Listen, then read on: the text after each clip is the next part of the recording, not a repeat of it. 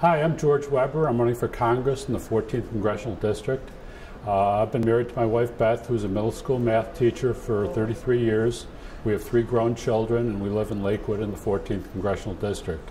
I'm running for Congress because I don't want our children to grow up in a world or in a country where there's no middle class, where the country's broke, where the healthcare system stinks, and where the environment of the planet is being destroyed. My parents were immigrants from Europe, and my father worked his entire career on an assembly line at a Chevy engine plant. He was able to have most of his medical benefits paid for while he was working, and he was able to retire at a reasonable age. I had many of the same opportunities when I was working. I had my medical benefits paid for, and I was also able to retire with a pension. I asked my son once what he thought about retirement. He said, well, I'm going to have to work till I'm 80 years old, and to me that's not acceptable, and that's one of the main reasons that I'm running for Congress. We need to change what's going on in the country, and I decided that was my calling to do that.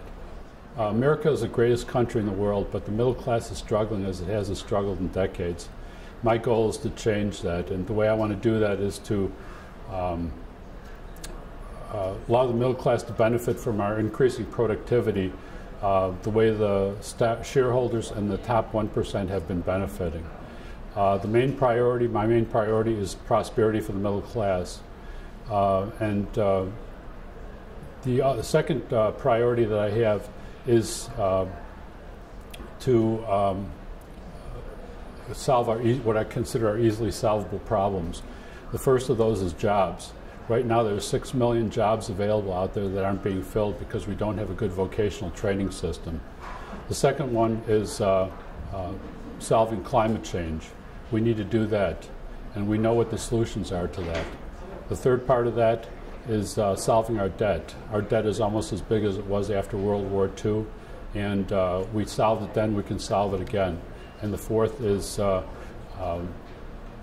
taking care of our elderly citizens. We need to do that more, and we're not doing that.